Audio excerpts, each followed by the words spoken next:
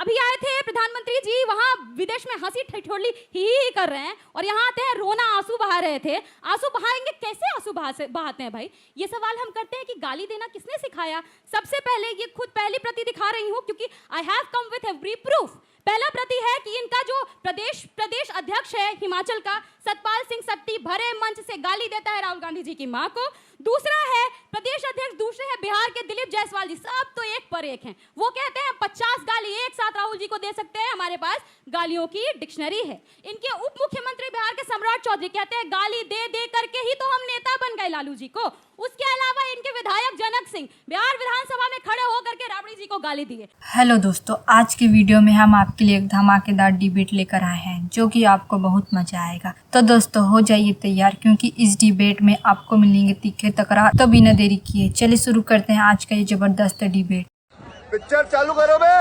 उसके अलावा इनके मुख्यमंत्री दिल्ली की नई नवेली कैसा कैसा गालियों का इस्तेमाल की है, ट्विटर पे जाइएगा, कान खड़ा हो जाएगा। तस्वीर आपके सामने यहीं से दिखा रही हूँ। और खुद प्रधानमंत्री मोदी जी, वाह वाह वाह, प्रधानमंत्री है देश के, प्रधानमंत्री जी ने कैसी कैसी भाषा का इस्तेमाल किया। मिक्स्ड ब्रीड बोला। आपकी माँ देश की माँ, राहुल जी की माँ देश की माँ नहीं है क्या? राबड़ी जी की माँ देश की माँ नहीं है क्या? ये माँ कौन सी माँ है?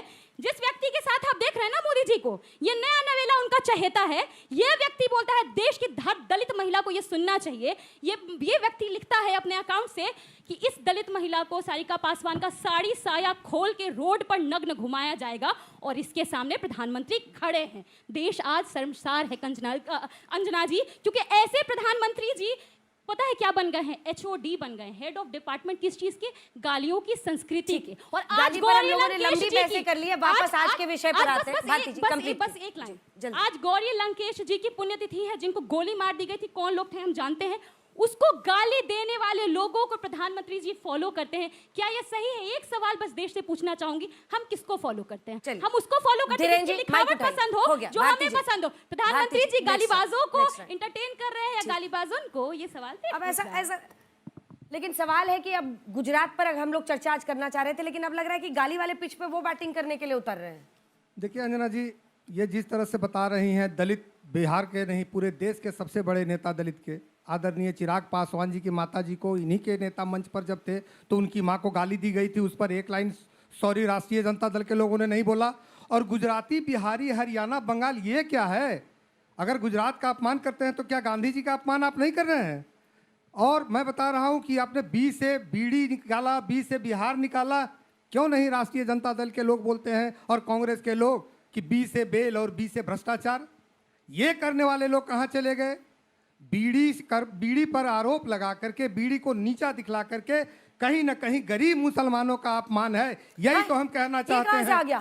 बिल्कुल मैं बताता हूँ, ये बता रहा हूँ कि बीड़ी उद्योग में ये न सिर्फ बिहार का, बंगाल का भी अपमान है और गरीब मुसलमान मजदूरों का यह अपमान है। और बिहार का ही नहीं, बंगाल का ही नहीं, हरियाणा में भी लोग बीड़ी करते हैं। तो ये राजनीतिक धूम्रपान ये कर रहे हैं अंजना जी, राजनीतिक धूम्रपान। यस। और मैं बता रहा हूँ कि अरे ये गाना, ये बीड़ी के सम्मान की चिंता आप कहाँ से लाए प्रभु? एक आप लोगों ने लोरी सुना था ना कि लल्ला लल्ला लोरी, ये है ना लालू लल्ला लोरी, और दूध में कटोरी और कटोरी में तमाशा। ये हताशा में तमाशा कर रहे हैं और तेजस्वी करे तमाशा। ये लोग तमाशा कर रहे हैं न। यहाँ पर कोई मुद्दा इनके पास है। मोदी जी के लिए जितने भी मुद्दे थे सारे अब खत्म हो गए एक एक करके।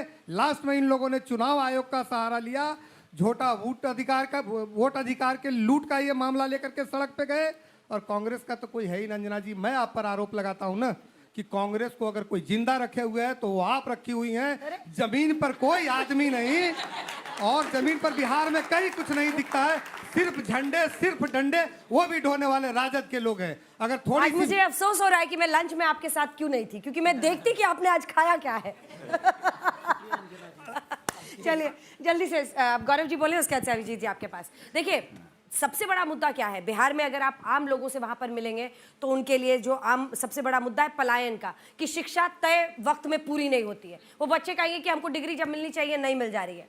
जो पलायन का मुद्दा है कि बाहर आना पड़ रहा है, यहाँ पर भी आप करा लीजिएगा। अनेकों बच्चे हैं जो बिहार के आकर यहाँ पर पढ़ रहे हैं। ये असल मुद्दे हैं। अगर आप इसको ले जाएंगे अन्य मुद्दों पर कि बिहार वर्सेस गुजराती कर रहे हैं या अन्य मुद्दा तो शायद वो चले ही ना। जनता को चाहिए भाई, उनको चाहिए अच्छी शिक्षा व्यवस्था, अस्पताल नहीं है साहब। जाकर जब मुजफ्फरपुर में मैंने अस्पताल दिखाया था, इतना उफान बन गया था, पर ऑपरेशन थिएटर में बैठ के वहां अचार और पराठा खा रहे थे लोग, ये हालत थी। गौरव जी धन्यवाद। देखिए, सबसे पहले तो मैं ये कहूंगा, देखिए किस्मत अपनी अपनी होती है। जिसको बता रहे हैं कि बाहर से, गुजरात से लोग आ गए हैं, तो ये देश अखंड है, हमारी केवल एक पहचान है और वो पहचान है भारतीय होने की। और एक बेटा पैदा होता है, उसके पास उपनाम नहीं था यादव, चारा घोटाले वाले, या नकली गांधी, नेशनल हेराल्ड घोटाले वाले। उसका नाम था नरेंद्र मोदी। अपनी मेहनत से, अपनी कर्तव्य परायणता से वो देश के शीर्ष संवैधानिक पद पे पहुंचता है और पूरा देश कहता है कि ये हमारा बेटा है, भारत माँ का बेटा है, और उसने पूरे भारत को अपना परिवार समझा। दूसरी तरफ किस्मत अपनी अपनी, बीच में ना बोले अंजना जी प्लीज, रिक्वेस्ट है। वो दीदी पता नहीं उखड़ी उखड़ी रहती है, पता नहीं बी से बहन है हमारी, लेकिन बी से बिहार क्यों नहीं याद आता है? कर पाती, बी से बिहार क्यों नहीं याद आता है? बारी से ये आदत से मजबूर है, कोई बात नहीं। आप लक्षण आपका ये सुधार क्या लीजिए, है ना, मदद जब से मजबूर नहीं हार होंगे। का पता चल जाता है तो ऐसे दर्द होने लगता है। अब ये घबराती है एक लाइन में, कहीं चोट ना लगे।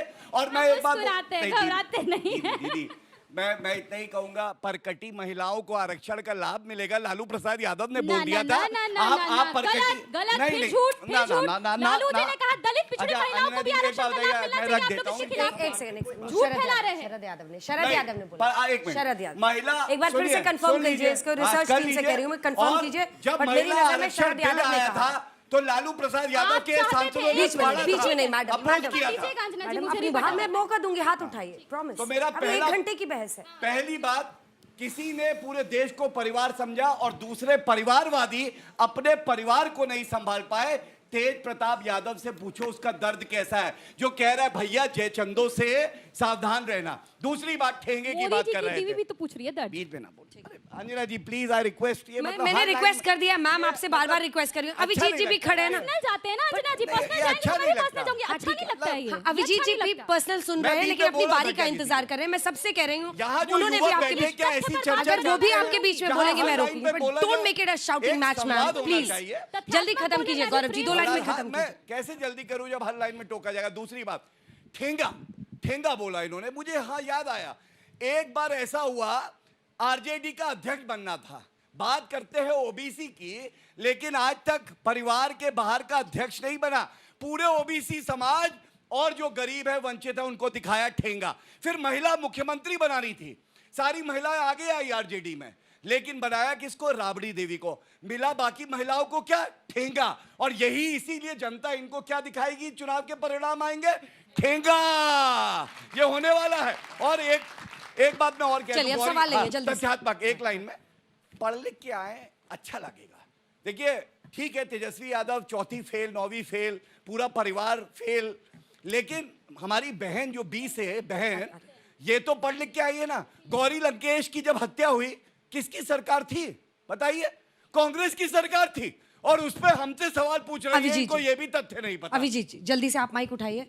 और इस तरह से जितने मुद्दे उठ रहे हैं वो उधर से उठा रही हैं, और वो तो गुजरात को बड़ा मुद्दा बता रही हैं कि वहां पर सारा फैक्ट्री है। तो आप कांग्रेस पार्टी इस पर क्या खड़ी कहाँ है? क्योंकि लालू जी ने पोस्ट लिखा है बाकायदा। देखिए, गैर बराबरी तो है यहाँ पर, असमानता और गैर बराबरी है, क्षेत्रीय गैर बराबरी है। मैं उस मुद्दे पे आऊँगा। और यहाँ पर लोगों के बीच में भी है, जहाँ पर कुछ ही लोगों के पास एक सारी संपत्ति है, सारे संसाधन हैं यहाँ इस मुल्क में। सारे रिपोर्ट्स आ चुके हैं कि यहाँ पर गैर बराबरी है। अगर बिहार को 20 साल में और डबल इंजन की सरकार कहते हैं, बेरोजगारी इतनी व्यापक है, जाइए मुसल्लापुर हाट में पटना के और देखिए वहाँ पर किस तरह से नौजवान वहाँ जाते हैं कि किसी तरह नौकरी मिल जाए, कोई सरकारी नौकरी मिल जाए, क्योंकि कोई व्यवसाय नहीं वहाँ पर, कोई उत्पादन नहीं। प्रधानमंत्री ये कहते हैं कि स्पेशल पैकेज देंगे, आज तक दिया नहीं।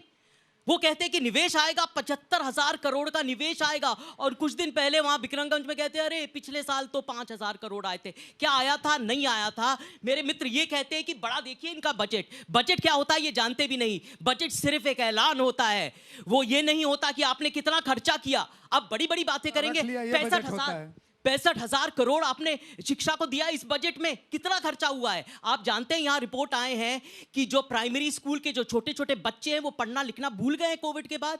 आप ये जानते हैं कि जर्जर हालत में हमारे प्राइमरी स्कूल बिहार में, कोई देखने वाला नहीं, वहां पर जाके देखने वाला नहीं। जल जमाव हो रहा है, नलका तो अपने 12 करोड़ लगा दिए, एक नलके में भी पानी है और 12 करोड़ ये प्रधानमंत्री का दावा है 12 करोड़ नलके लगाएगा। अरे भाई किधर है? 4 करोड़ घर बनाए, रिहायशी इलाके कहां पर हैं? कहां लोग रह रहे हैं? कहां पर हैं ये बातें?